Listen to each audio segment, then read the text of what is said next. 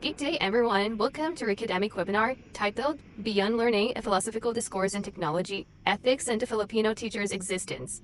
In this intellectual gathering, we will embark on a thought-provoking journey through three deeply interconnected topics.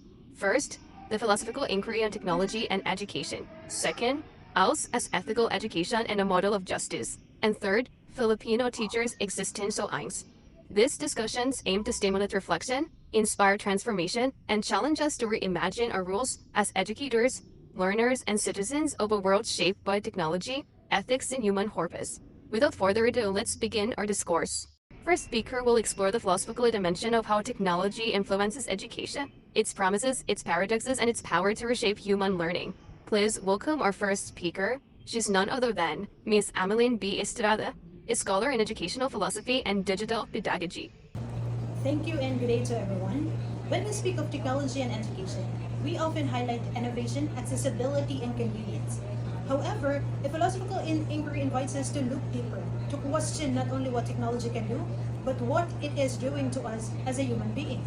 Philosopher like Martin Heidegger reminds us that technology is not merely a tool, it is a way of revealing. In education, this means technology changes not just the way we teach, but the very meaning of teaching and learning itself.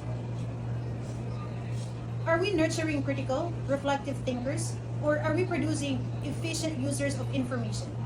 Are we, as teachers, still the facilitator of wisdom, or have we become curators of content dedicated by algorithm? Philosophy challenges us to remind balance, to embrace technological advancement without losing sight of the human person, the learner whose growth transcends data and digital design.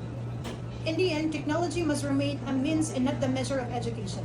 Let us not allow machines to dictate what it means to learn, to think, or to be human. Instead, may we use technology to illuminate minds, not replace them, and ensure that wisdom, compassion, and human connection remain at the heart of every learning experience. Moving on to our second topic, education is not only an intellectual pursuit but also a moral one. In this segment, we'll discover how the alternative learning system embodies ethical education and serves as a model of justice in our society. Without further ado, let's all welcome our second speaker, Mr. Edwin Cabibel, an advocate for inclusive education and lifelong learning. The alternative learning system, or ALS, stands as a moral testament that education is a right, not a privilege.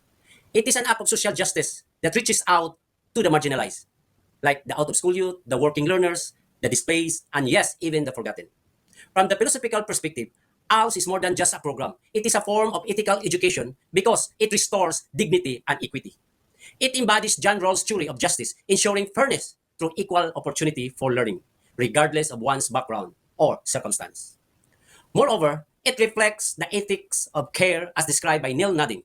In ALS, education becomes an act of compassion and relationship, not just mere instruction or transmission of knowledge.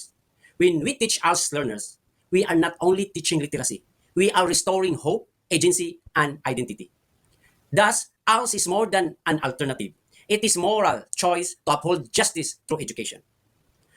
ALS is not merely an alternative. It is an affirmation that every person, regardless of age, status, or circumstance, deserves the dignity that comes with education.